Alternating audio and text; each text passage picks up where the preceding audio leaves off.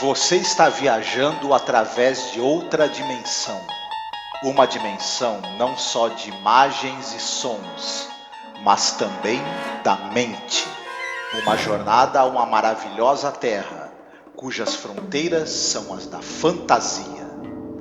Há um sinal logo à frente, avisando que sua próxima parada será em Além da Imaginação.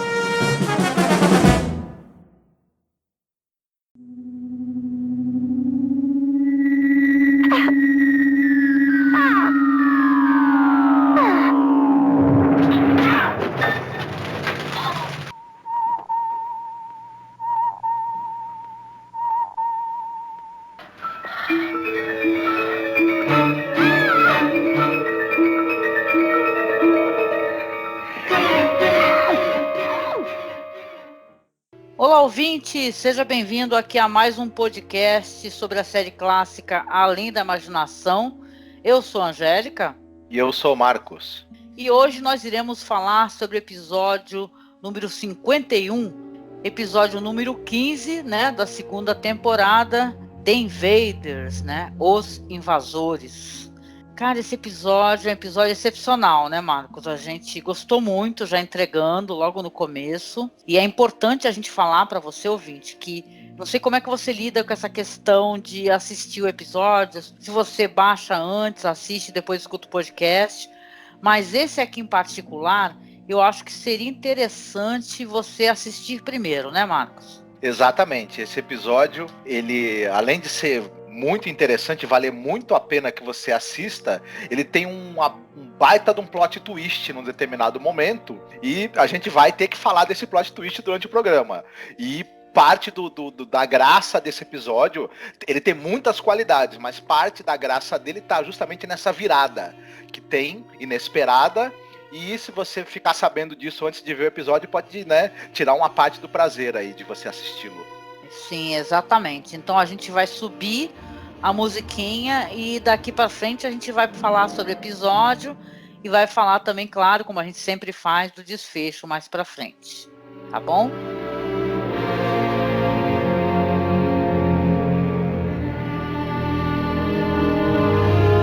Uma das primeiras curiosidades, né, que esse episódio é dirigido pelo diretor que a gente ama de paixão, acho que muita gente, que é o Douglas Hines, né, é fundamental que isso tenha sido dirigido por esse diretor, e é o último episódio, né, que ele dirigiu para a série. Isso é triste, né, ele não ter voltado mais, né, ele tem outras produções com o Douglas Hines, inclusive a queridíssima Galeria do Terror, né. Sim, na série Além da Imaginação, quando você tinha algum episódio que ia ser difícil tecnicamente falando, que traria algo, que a filmagem ia ser problemática, você precisava obter um determinado resultado difícil de ser conseguido com a limitação de recursos, inclusive orçamentários que a série tinha, a primeira escolha era sempre o Douglas Hines. Não é à toa.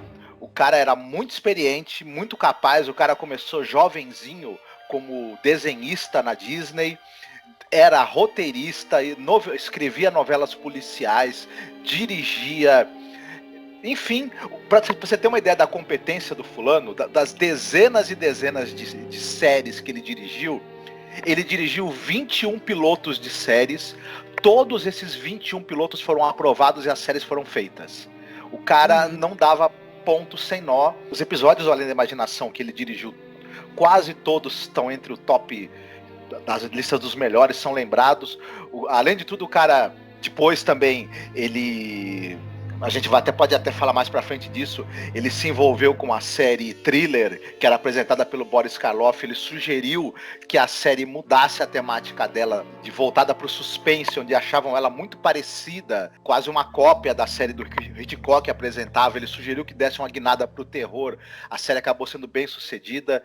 Enfim, um diretor muitíssimo habilidoso. E, mais uma vez, nesse episódio, ele provou a habilidade dele. Ah, com certeza. E, assim, para quem não sabe, Além da Imaginação, a série, a produtora, a Cayuga, ela não contratava diretores, né? Ou escritores e tal. Tipo assim, o cara é diretor, ele vai ficar até o final, entendeu? Era uma coisa meio independente. Então, Quando eles achavam que tinha que contratar alguém, eles chamavam, né? E tal, seja roteirista, ou então os roteiros, a gente já falou aqui, tiveram inclusive roteiros comprados de outras pessoas, né? Eles lançavam isso daí, que você podia enviar roteiros, né? Com os diretores era a mesma coisa também. Às vezes o cara, ele dirigia episódios excepcionais, ele era sempre chamado, né? Porém, não tinha um contrato fixo, por exemplo, assim, ele vai dirigir 20 episódios, entendeu? Então quer dizer que acabou que o Douglas Reis não voltou mais para a série, né? O que é lamentável, porque como você falou, vários episódios importantes, né, que fizeram, inclusive, Além da Imaginação ser o que foi muito por causa dele, da capacidade dele, da inventividade, né, dele ser um cara eclético, né, no jeito como ele dirige, né. Sim. Então tem todo um feeling dele que foi muito importante para tornar a série o sucesso que ela se tornou. Né? Então, assim, a influência dele é sentida, né, na série, muito, né. Então... Ele é o principal nome por trás da série Rin-Tin-Tin, que passou na televisão brasileira e foi um sucesso estrondoso. E ele também é lembrado para o público de lá pela série Capitães e Reis e pela série Norte e Sul. São séries de grande sucesso, muito elogiadas pela crítica, não são muito conhecidas no Brasil. Não sei nem se chegaram a passar na televisão brasileira. É uma dica também para quem quiser procurar, vale muito a pena. São excepcionais. Escritas Sim. E dirigidas pelo, né, o Douglas Reis. Nossa, e além de diretor, ele era um músico muito habilidoso, era pintor, era ator, roteirista, ele era um romancista, né? Ele escreveu livros até que fizeram sucesso. E a carreira dele, a gente comentou um pouquinho, assim, muito brevemente, mas começou ali na Walt Disney Studios, né? Ele era cartunista aos 17 anos de idade. E ele trabalhava justamente no processo de storyboard. E depois que ele saiu da Disney, né, que ele começou a desenhar, inclusive, quadrinhos. E depois, com o advento da televisão, ele começou a voltar os talentos dele, então, para o roteiro, né? Escrita. Então, primeiro roteiro que ele escreveu... O teatro da General Electric, teatro televisivo da General Electric, né? Isso, exatamente. Então ele realmente era um talento, logo ele começou a realmente fazer sucesso aí, roteirizando, dirigindo programas, como você comentou, né, o Cheyenne, Maverick, Naked City, né, As Aventuras de Rin-Tin-Tin, como você disse, e ele escreveu, sei lá, do Rin-Tin-Tin mais de 44 episódios, né, então é muita coisa, né. Mas ele realmente fez história, viu? Esse cara é maravilhoso. Tem uns episódios dele, para quem for procurar. O Marcos estava falando dessa série que era apresentada pelo Boris Karloff, né? Que era a série Thriller. Gente, eu não consegui arrumar essa série para assistir. Tô procurando, tá? E tem episódios muito famosos. Tem um episódio chamado The Purple Room, que é da primeira temporada. E no final da temporada ele dirigiu um episódio chamado The Hungry Glass. Então ele é muito foda. Inclusive adaptou uma história do Robert Bloch, The Hungry House. Maravilhoso e, cara, pra quem gosta, vá atrás de tudo que esse cara já dirigiu ou já roteirizou, porque realmente é um talento absurdo. Eu acho que nesse episódio, especificamente, The Invaders, ele está com a corda toda, viu? Então a gente, não só ele, né? A gente tem muito o que falar aqui, né? Mas só... Começando pelo diretor, Douglas Reis, ele é um cara que merece todos os louros. Acho que a gente deveria comentar aqui também que é uma coisa assim de pirata, apaixonada, embasbacada, total e completamente pela atriz Agnes Moorehead. Essa atriz, ela é muito famosa, você vai lembrar com certeza. E se você não lembra, também não tá difícil, porque agora tem muitos lugares assim para você assistir. Aquela série A Feiticeira. A atriz Agnes Moorehead, ela fazia a Endora. Ela era a bruxa que era a mãe da Samantha, a feiticeira. Só que quem conhece essa atriz, talvez só por esse material televisivo, não saiba da importância, né, que essa atriz tem, do talento dela, que ela coloca de uma maneira excepcional nesse episódio. Então eu queria que a gente dedicasse um tempo aqui para poder falar sobre ela. E, cara, é maravilhosa, uma atriz hollywoodiana, mas uma atriz de filmes importantes, com uma bagagem teatral muito forte, inclusive com conhecimento da pantomima, porque teve contato com nada mais, nada menos do que Marcel Marceau. Sim, ela teve uma carreira sensacional. Ela era cantora, dançava, era mímica, como você mesma falou, aprendeu com Marcel Marceau. Ela foi uma atriz de rádio ao longo de toda a carreira dela, trabalhou com Orson Welles no rádio, inclusive naquela famosa transmissão da Guerra dos Mundos, por exemplo. Foi a mãe do Orson Welles no filme Cidadão Kane. Só para começar, ela era formada em biologia, era formada em literatura inglesa, em oratória pública, deu aula, tinha sólida formação, estudou arte dramática por 6 anos, era uma atriz, deu aula de atuação, ela foi preparadora de elenco de estúdio, além de dezenas e dezenas de participações em filmes e em séries de TV. Ela participou também daquela série de rádio Suspense. Um dos episódios que ela participou, o Sorry, the Wrong Number, ela teve que refazer esse episódio 4, 5, 6 vezes, de tanto sucesso que fez. Ela era apresentada como a Dama do Suspense. Ela participou de centenas de episódios dessa série, e um deles, especificamente esse que eu tinha falado, ela teve que refazer várias vezes, foi reprisado, né? Era feito ao vivo, óbvio, né? Depois... Sim. Quando você pôde fazer a versão gravada, ela teve que fazer uma versão gravada para poder reprisar várias vezes essa versão. De tanto sucesso que fez. Ela fez sucesso no rádio, fez sucesso no cinema, fez sucesso na TV, fez sucesso na Broadway. Enfim, era uma atriz completa, com uma capacidade dramática absolutamente impressionante. Ela foi chamada pelo Douglas Rice para performar esse personagem, né? Em Além da Imaginação, justamente por causa de um episódio de rádio, Sorry, Wrong Number, de 1948, que era um conto ali da Lucille Fletcher, que a gente já comentou aqui sobre um outro conto dela, que era de um programa chamado Suspense, né? Diz que ele ficou tão impressionado com a capacidade dela de sustentar, sabe, o terror pelo todo o episódio, o jeito como ela utilizava a voz, né? Que acabou chamando ela, né? Isso aí ficou gravado na memória, né? Porque esse é um episódio realmente, gente, desafiador. Ele é desafiador e tal, por uma performance artística de alguém, sabe? Porque, falando assim um pouquinho, é um episódio onde não há diálogos, tá? Não existem diálogos, é somente a atriz, né? Alguns elementos de cena, alguma coisa ali que tá um antagonista ali dessa personagem. Então depende única e exclusivamente da capacidade dessa atriz, entendeu? De prender tua atenção, sabe? De fazer você ficar grudado na tela ali assistindo.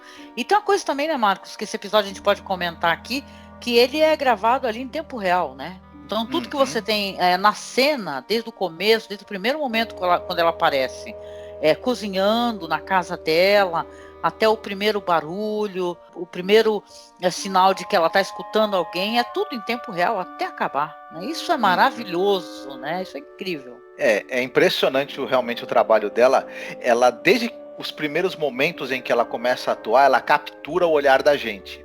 Ela não, como você mesma falou, ela não tem nenhuma linha de fala nesse episódio. Porém, a expressão corporal dela, as expressões faciais exageradas, mas exageradas por um motivo e na medida certa, o jogo que ela faz de expressões faciais, ela tem um certo overacting, mas é um exagero de interpretação muito bem pensado, muito bem colocado, e que passa uma verdade inacreditável nesse episódio. Isso daí que você está comentando, na verdade é o cerne do que é a pantomima, né?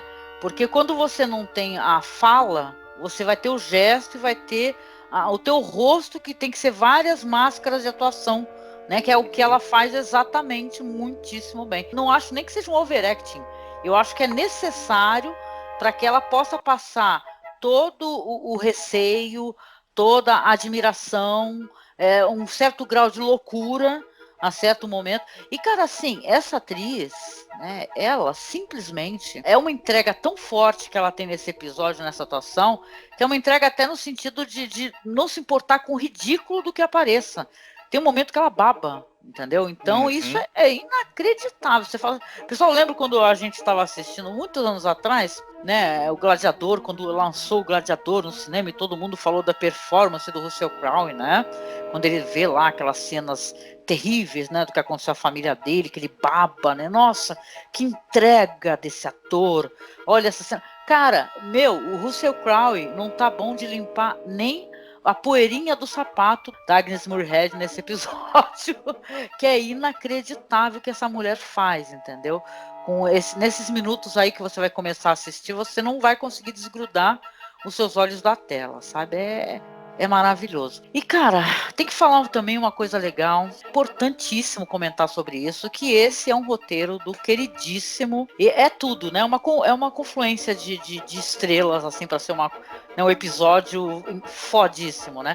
É um roteiro do Richard Matheson, cara. É um roteiro do Richard Matheson, que é um grande roteirista, tá? Para quem não conhece, roteirista de obras importantes pra caramba, como por exemplo Eu Sou a Lenda. Ele trabalhou, por exemplo, com o Roger Corman, naquela famosa série de filmes que o Roger Corman fez adaptando contos do Edgar Allan Poe e do Lovecraft. Quase todos os filmes, menos no Enterrado Vivo, que é com o Ray Milland, tem o Vincent Price nos papéis principais e o Richard Matheson trabalhou nos roteiros com o Corman, por exemplo, né? Só para citar um, né?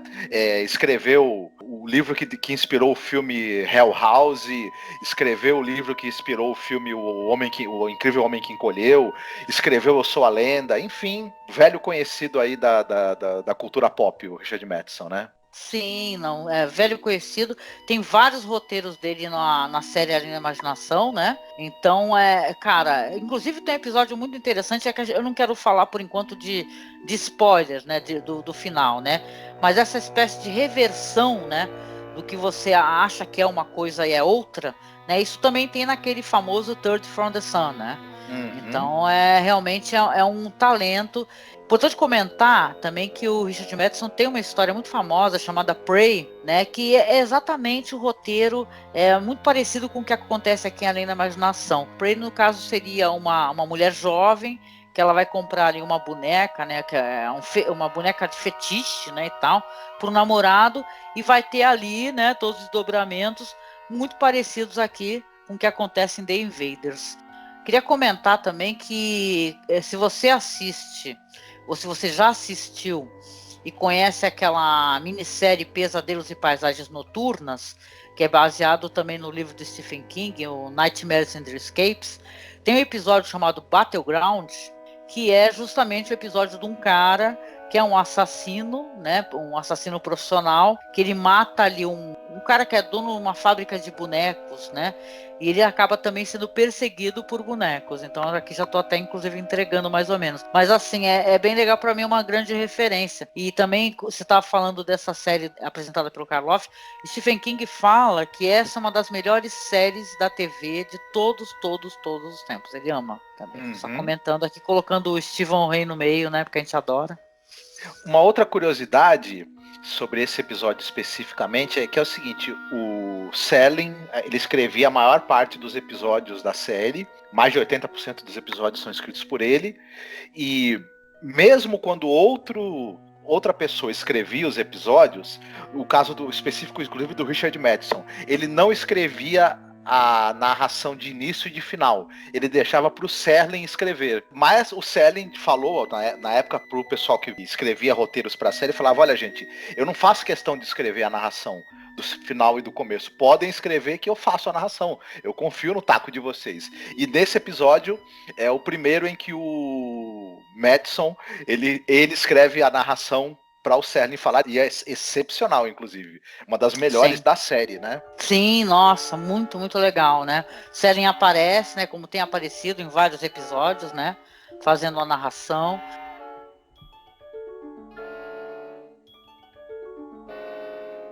Vamos lá então, dessa vez sou eu quem faço a sinopse, né? Nós vamos ter ali o Serling narrando, como o Max está comentando, uma belíssima narração, inclusive citando a narração, né? Ele fala assim, ó, esse é um dos lugares meio fora do caminho, lugares não visitados, sombrios, desperdiçados, mortos. Essa é uma casa de fazenda feita à mão, bruta, uma casa sem eletricidade ou gás, uma casa intocada pelo progresso. E esta é uma mulher que mora nessa casa, uma mulher que está sozinha há muitos anos, uma mulher forte e simples, cujo único problema até agora é pensar se vai ter comida suficiente para comer. Uma mulher prestes a enfrentar o terror que virá até ela através da zona do crepúsculo. Então, realmente é isso, como o Célio está contando a narração. A gente vai ver essa mulher, né, que é interpretada pela maravilhosa Agnes Moorehead, sozinha na cabana ali, fazendo um ensopado, né, cabana rústica, onde você vê que tem ali só coisas assim que são necessárias ali para a sobrevivência, né? Tem ali um candeeiro, né? Ela fazendo aquela sopa, e ela escuta um barulho bem alto, né? Primeiro ela escuta um zumbido, né? Que a ensurdece, e depois um barulho bem alto, e ela se esconde, assustada. Ela vai subir para ver o que está acontecendo, e ela vê, quando ela chega lá em cima, que tem o quê? Uma nave, né? Você vê que é uma nave espacial, daquelas naves clássicas, né? Inclusive, eu não sei, Marcos, não parece aquela mesma nave que foi utilizada no Planeta Proibido? Fica com essa impressão, mas eu acho que não, né? Eu acho que é uma que vai ser usada no outro episódio da série, né? Ah, mas pode escrever que a nave do Planeta Proibido de novo. Ela tá em todas. O Planeta Proibido tem muita influência além da imaginação, porque muita coisa foi reaproveitada, né, do Planeta Proibido. Estou aqui fazendo uma sinopse bem rápida, né, para a gente poder ter o que falar. Ela vai olhar assustada, e conforme ela vai se aproximando, ela vê que se abre uma portinholazinha, né? Desce ali aquela rampa e sai um ser pequenininho ali, parecendo aqueles bonecos da Michelin, né? Inclusive foi inspiração até dos bonequinhos da Michelin. Vai descendo aquele ser que parece uma coisinha, um bonequinho minúsculo, parece aqueles bonecos de corda, né? E ela se assusta, chuta o bonequinho, do nada quando ela acha que ele tá lá embaixo, que ela já chutou, aparece um outro. Aí ela vai e começa, né? Ela vai e atira o outro também. Primeiramente ela vê que eles têm como atacá-la, eles têm umas armas que causam queimaduras, né? Como se fosse uma coisa radioativa, né? Na pele dela. Quando ela pega assim o bonequinho, aparece as bolinhas dela sendo queimada. Inclusive, é muito delicada aquela cena, que ela vê que ela tá perto do ombro dela queimada também. Ela fica tentando, né, acalmar aquela queimadura. Sim. Daí pra frente, gente, porque como é um episódio que a gente tá comentando que não tem muitos diálogos, né, acontece muita coisa, mas não tem muitos diálogos. O que você vai ver no episódio vai ser essa guerra de uma mulher, né, contra os seres pequenos, né? Mas tudo ali vai ter muito suspense, né, dentro desse confronto, né, onde a luz vai ser importante, a iluminação da cena, o som, entendeu? Porque primeiramente você tem o som e depois ela vê o que está acontecendo, né? Por incrível que pareça, né, porque parece uma coisa até meio ridícula, ela vai ter realmente momentos de terror, né, com isso daí, porque ela, a dado momento, ela vê que a faquinha que ela estava usando ali para cortar a comida foi, né, retirada de onde estava, e ela vai começar a ser atacada por faca também, né? Chega a ser uma coisa meio absurda, né? E ao mesmo tempo te causa uma tremenda de uma tensão, e para ela também, né? Parece ao mesmo tempo que ela pode se livrar facilmente, porque ela é muito maior, e aos poucos a gente vai vendo que não é nem tão fácil assim, né, Marcos? Uhum.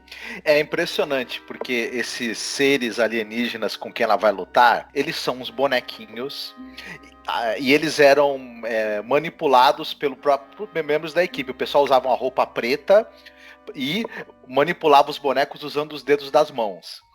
Uhum. Isso poderia ser algo absolutamente risível e ridículo. Porém, o episódio ele funciona.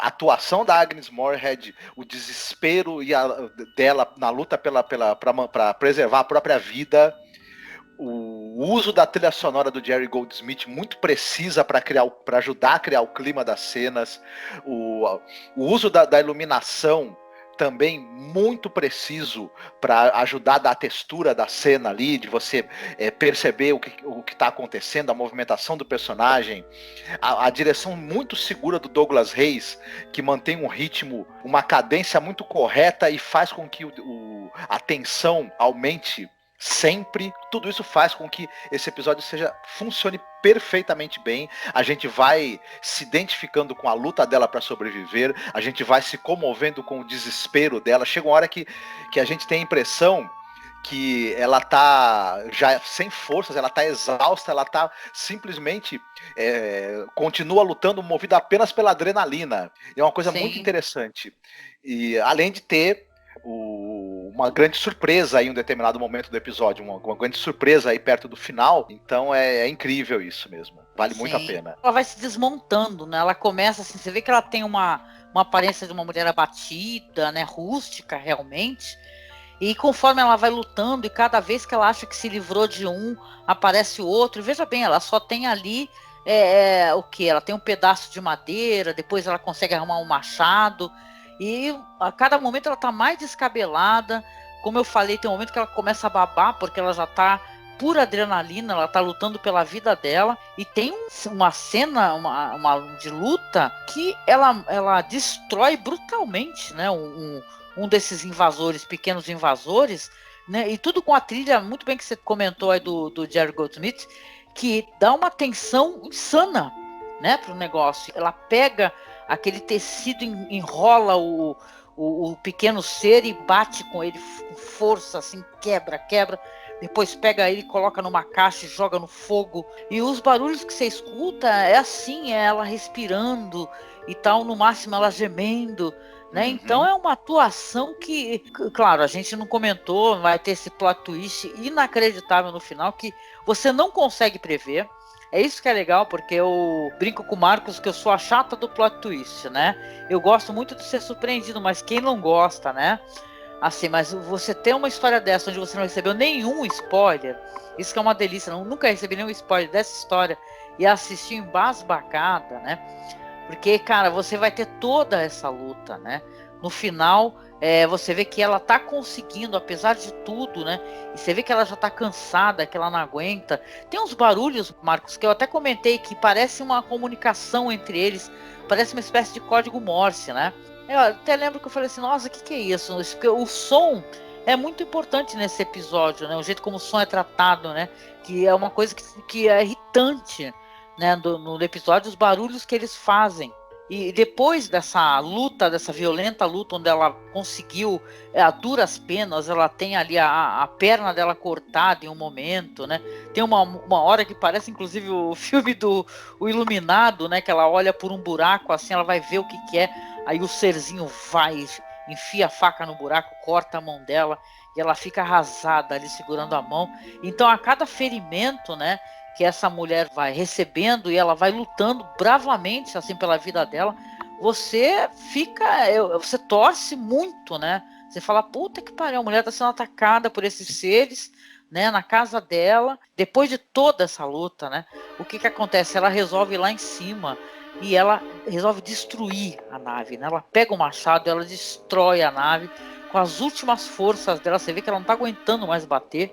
Né, ela tá ali arrebentando tudo. E puta que pariu. Aí vai vir o plot twist, né, Marcos? Pode contar. Exatamente. A gente acaba descobrindo que aquela nave e aqueles invasores, aquela nave na verdade é da Força Aérea Americana. Aqueles invasores na verdade são terráqueos. E aquela mulher que a gente imaginava que era uma senhora da Terra, vivendo isolada em alguma fazenda do interior de qualquer lugar que seja, na verdade ela é uma alienígena de proporções gigantescas. Control. Come in Central Control. Do you read me? Gresham is dead. Repeat, Gresham is dead. The ship's destroyed. Incredible race of giants here. Race of giants.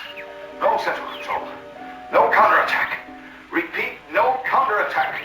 Too much for us. Too powerful. Stay away. Gresham and I. Você escuta uma voz assim, que inclusive é a voz do próprio Douglas Reis, né? Ele falando assim, controle central, responda. Controle central, está ouvindo? Greyston está morto. Repito, Greyston está morto. A nave está destruída. Incrível raça de gigantes aqui. Raça de gigantes. Pare. Controle central, não ataque, repito, não ataque. É demais para nós. São poderosos, afastem-se daqui. Vou morrer, é meu fim. Se escuta essa voz, né? Porque não tinha tido essa comunicação, né? Você vê que ali dentro da nave, quando ela vai destruir, né, quando ela começa a quebrar tudo, que começa esse piloto, né, que é um piloto, na verdade, americano, tentando se comunicar. Porque você não consegue pegar isso, por quê? Por causa da aparência da vestimenta de astronautas, né? Primeiro que é muito pequenininho. Diz, inclusive, que o Richard Madison não gostava muito desse episódio, porque ele achou que a movimentação era muito lenta, né? Mas, veja bem, a literatura dá asas, né? Então você passar isso ali para uma outra mídia, né? Às vezes é difícil. Então, na minha opinião, eu acho muito aceitável. Inclusive, não à toa que essas produções depois posteriores, elas levam muito em consideração, elas colocam brinquedos, né, dentro dessa narrativa mais para frente, como tem essa história do Stephen King aí do caso aí nesse episódio aí do Nightmares and Dreamscapes, né? Então, mas nesse caso eu acho que também funciona, né? Porque eles têm essa roupa, porque a roupa do astronauta, a gente conhece, a gente concebe ela como sendo uma coisa muito mais moderna, né? Agora, essa roupa aí que esses astronautas têm, parece muito, inclusive, com aqueles robôs, né? De séries antigas, séries dos anos 50, por aí. Por exemplo, até mesmo, de repente, do Planeta Proibido, né? O que tu acha? Sim, eu acho que sim. A aparência desses alienígenas do episódio, o Douglas Reis fez os esboços, ele se inspirou no boneco lá dos pneus Michelin, né? Uma coisa assim. Mas tem um negócio engraçado que a gente deveria ter conseguido imaginar que eram seres humanos. Por quê? Porque foram para outro planeta, querem conquistar, viram que é um ser, apesar de gigante, de formato humanoide como eles, e saíram atirando sem pensar duas vezes, tentando matar. Só podia ser gente da Terra.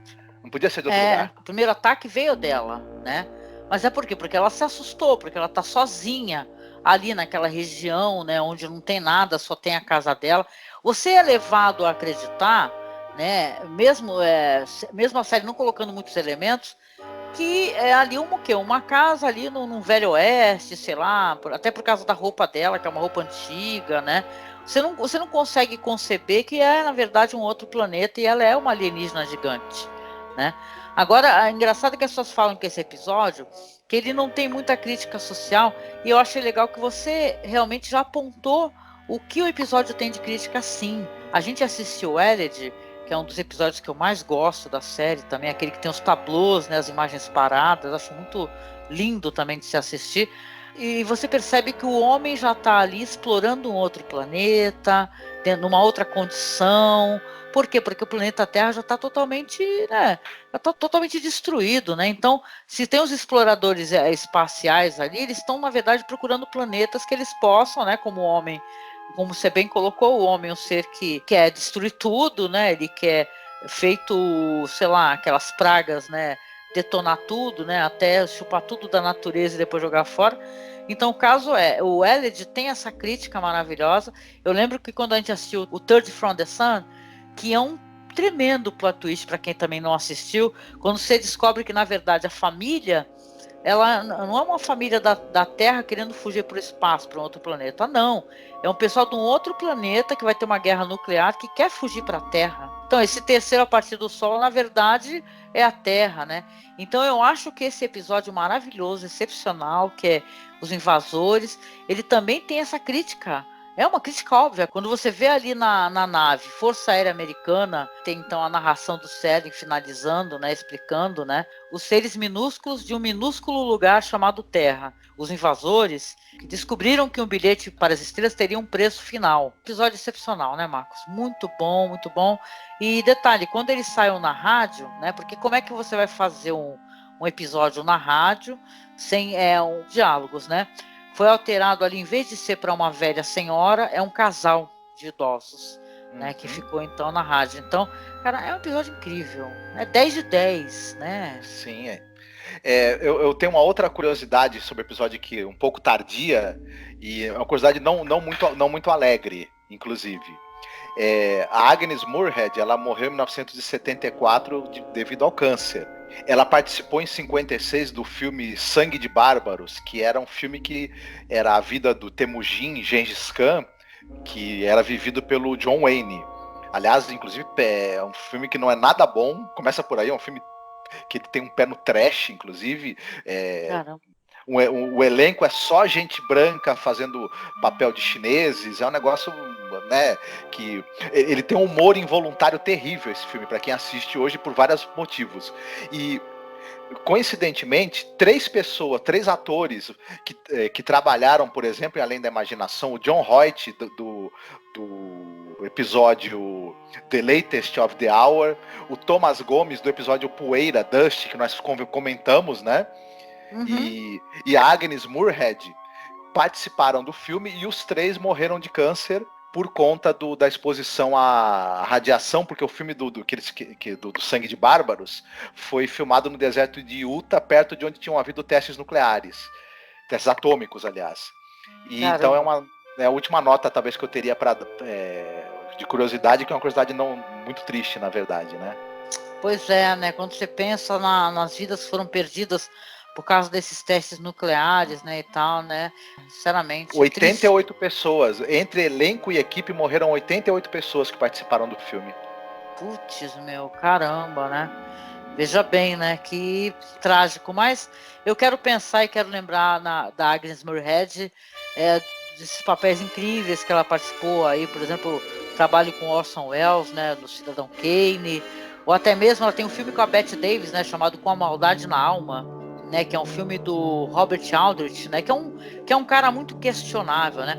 Para quem lembra, quando a gente gravou aquele podcast falando da Ida Lupino, né, que ela tem aquele lindo episódio que é o Santuário de 16mm, a gente comentou sobre aquela série Feud, sabe? Que é a história da Bette Davis e da Joan Crawford, né? Então o Robert Aldrich e também os produtores, estúdio, eles alimentavam essa briga, sabe? Da Bette Davis e a Joan Crawford. E ela tem um filme aí com a Bette Davis chamado Com a Maldade na Alma. Vou ver se eu deixo para vocês o link para vocês darem uma acessada no trailer, né? É um dos filmes pelo qual, inclusive, ela recebeu indicação a Oscar como coadjuvante. Então essa é a lembrança que a gente quer, né? Pensar na trajetória importante dessa atriz que ficou aqui no Brasil conhecida somente, né? Ou não, né? Às vezes é tão importante uma série de TV divertida e querida e referenciada como era a Feiticeira, né? E ela ser recordada como aquela mãe que quando ela aparecia era engraçadíssima, era divertido, né? Que ela irritava o marido da feiticeira lá e tal, então era muito divertido. Ela, inclusive, ela tinha fama, né? De ela fazer sempre papéis de mulheres muito fortes, personagens fortes, fossem elas mundanas, né? Ou então mais sofisticadas.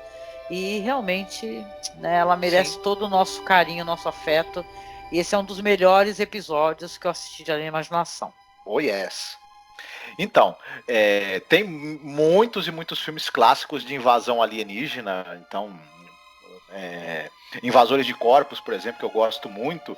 E tem um filme que é meio que uma brincadeira, uma paródia em cima do Invasores de Corpos, que esse diretor, o Edgar Wright, ele trabalha muito com a paródia, na verdade. Quase todos os filmes dele são paródias de gênero, seja zumbi, ficção científica, policial. Ele brinca muito com essa coisa.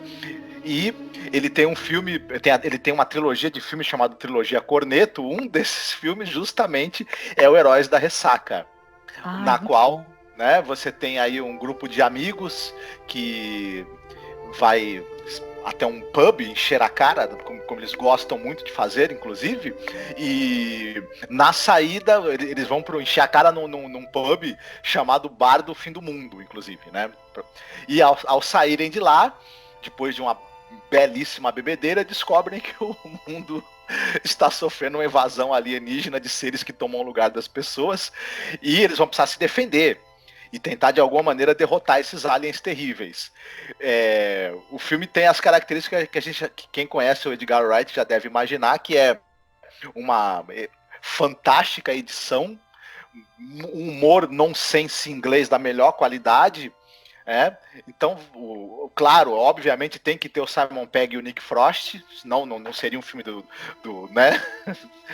Vale muito a pena. Quem ainda não viu, acredito que muita gente já deve ter assistido essa trilogia Corneto, é muito apreciada, mas quem ainda não viu esse exemplar, não deixe de ver, que é sensacional. Tem aquele ator também do Hobbit, que eu esqueci o nome dele agora. Martin Freeman. Isso, também tem o Martin Freeman de Lambuja. Vale muito a pena, muito bacana. Ah, nossa, eu gosto demais, gente. O final do filme é maravilhoso. É muito legal. Aliás, o Edgar Wright é um tremendo diretor, habilidoso pra caramba. E ele coloca assim muito, né, da cultura nerd nos filmes dele, mas ele coloca uma profundidade também. Eu acho essa trilogia muito legal. Tem uma visão muito boa, né, do cinema e da cultura pop. Ele tem uma visão própria, né? Isso é bem legal, né? Esse último episódio aí, que é o terceiro da trilogia Cornetto, é maneiríssimo. É muito bom mesmo. Boa recomendação. Bom, eu vou recomendar aqui. Agora eu estava dando uma olhada enquanto o Marcos estava falando, né? Eu comentei sobre aquele conto, né? O Battleground, que é o Campo de Batalha. Um conto do Stephen King, que foi publicado na edição da revista Cavalier. Depois foi colocado uma coletânea de 78 chamada Night Shift. Nesse conto, né, do Stephen King, tem adaptação para a série, como eu comentei, e é a história de um assassino, né, que ele está retornando ali de um assassinato de um cara que é um fabricante de brinquedos. Ele recebe um pacote no apartamento, na cobertura dele. Esse cara, inclusive, é interpretado ali pelo William Hurt, né, que faz o Ren Shaw, né, que é o assassino. Ele vai receber aquele pacote, né, ele vai abrir e vai ver que são miniaturas de brinquedos assim de exército, né? Soldados, armas, jipes, helicópteros, né? E ele, muito surpreso, vai ficar quando de repente percebe que vai começar a ser atacado por esses, né, personagens. Aliás, o episódio é incrível, né? Como ele faz essa movimentação, né? Você vê que vai ser a luta desse cara para sobreviver, parecendo que é tão fácil, né? Você vê um ser pequenininho, né? Você vai ser atacado por um ser pequenininho. O que ele pode fazer, né? Só que no final ele acaba se ferrando. Então é muito interessante, tá? Porque, é claro, tá na cara que ele foi amaldiçoado ali, porque ele matou justamente o cara que é fabricante de brinquedos, né? Então deixa aquela coisa assim, meio bem Twilight Zone, né? E como o roteiro é do Richard Matheson, aí você fica pensando, né? Porra, tudo a ver, né? A gente tá falando do episódio sobre isso, né? Só me intrometendo, o episódio é dirigido pelo filho do Jim Henson, pelo Brian Henson. Isso também é um dado interessante. Mas é legal, não sabia dessa informação. Eu queria recomendar também para o pessoal dar uma lida nesse conto aí do Richard Matheson, o Prey, né? Porque a história é muito parecida com o que a gente acompanhou aqui de Além da Imaginação, só que ela tem camadas interessantes. No caso, assim, essa personagem, que é a Amélia, ela vai comprar essa boneca, né, pro namorado, que é um antropólogo, ela quer agradar o cara e tal. Só que essa boneca, é claro que ela tem uma espécie de maldição e tem uma espécie de correntezinha, né, que quando a boneca cai, ela se quebra essa corrente. E quando quebra essa corrente, a boneca vai automaticamente começar a caçar essa mulher. Tem um esquema que tem uma ligação com a mãe dela, que a mãe dela, veja bem, ela é uma mulher de 33 anos de idade, e a mãe trata ela como uma criança. E esse negócio de ela ter que eliminar essa boneca, assim, essa corrente, né, que acabou fazendo com que ela fosse atacada por essa bonequinha, tem uma coisa também de você cortar o cordão umbilical, sabe, de você crescer, né? Então tem uma leitura interessante desse conto aí que eu estava dando uma olhada. Então eu não sei se eu consigo disponibilizar, mas eu vou dar uma boa procurada para colocar na publicação. Então se você está escutando só pelo YouTube, dá uma acessada lá no nosso site, tá? Que é masmorracine.com.br, para você ver o que eu consegui colocar de conteúdo lá, o que eu consegui de coisa legal, eu vou jogar nessa publicação dessa postagem, viu? Tem muita coisa boa, viu? Olha, fico emocionada de poder, porque a gente vem aqui de 2 episódios que a gente teceu algumas críticas, né? Claro que a gente sempre elogia e sempre vai buscar coisas interessantes. Às vezes o fato de você dialogar sobre faz com que a coisa cresça, né? Que ela tenha mais relevância, porque você busca informações e você acaba recheando, né? Mas você tem um episódio como esse que a gente pôde comentar hoje, a gente até acabou comentando pouco, né, Marcos, né, sobre ele, porque ele é muito mais de você assistir, você sentar e assistir e ver cada passo, cada movimento dessa personagem, como é que vai ser essa luta, né? Uma verdadeira batalha que essa mulher tem, né, nesse episódio passado em tempo real. É inacreditável, gente. E caramba, né? A gente também brinca de escolher músicas no final, porque a gente tá fazendo isso. E dessa vez é a minha vez. E, cara, não dá pra gente não deixar, né, de escolher uma música do David Bowie, né? Starman, né? Que eu acho que tem muito a ver, né, com o episódio. E também a gente ama David Bowie, né, Marcos? Sim, essa música é sensacional. É mais uma estrela brilhando no céu, né? Então, poxa, né? A gente agradece você estar acompanhando aqui os nossos podcasts. Sempre pedindo para vocês, por favor, comentem sempre que vocês puderem, tá? Porque é legal a gente ter o feedback de vocês. É importante para a gente sentir que está sendo acompanhado, está sendo escutado. Então comente, viu? Comente conosco, comente aqui no YouTube, comente lá no nosso site, tá? Sempre comente para a gente poder saber o que vocês acham, se vocês concordam, se vocês discordam, tá? Isso faz parte da brincadeira. E é claro, mais uma vez a gente agradece e pede para vocês acessarem lá a nossa página no Facebook, que é @masmorracine. Também tem o nosso grupo de fãs de Além da Imaginação, onde a gente está lá, claro, sempre crescendo, pessoas que gostam da série, que querem discutir episódios. É um espaço assim para você poder compartilhar pensamentos, sentimentos sobre episódios da série, como esse lindíssimo episódio. Então não deixe de acessar lá o nosso grupo, tá? Pedir para entrar, que é lá no Facebook. Também temos o nosso perfil no Twitter, que é @masmorra_cast. Tem um monte de perfil, tem tudo quanto é lugar. Também tem no Instagram, tá? Então acesse lá o nosso Instagram, que é @masmorracine, siga a gente. E claro, se você puder nos apoiar, se você puder ser o nosso padrinho ou ser a nossa madrinha, apoie a gente lá no Padrim, que a gente tem um perfil lá no Padrim e também tem no Colabora Aí. Você pode doar qualquer valor e fazer com que a gente consiga continuar esse trabalho maravilhoso, que é falar sobre Além da Imaginação, falar sobre grandes diretores do cinema, sobre outras séries clássicas que nós também já tratamos, por exemplo, Kolchak. Para quem gosta de Arquivo X e não sabe que Kolchak é uma série fundamental na criação, né? Fundamental, né, para que Arquivo X existisse, né? Procurem aí os nossos episódios sobre séries clássicas, sobre diretores, filmografias, sobre séries novas. Nós temos 3 podcasts sobre cada temporada de Penny Dreadful. Então é muito material, gente, é muito podcast. São 10 anos aí fazendo podcast. Acessem lá, tá? Não deixem de acessar.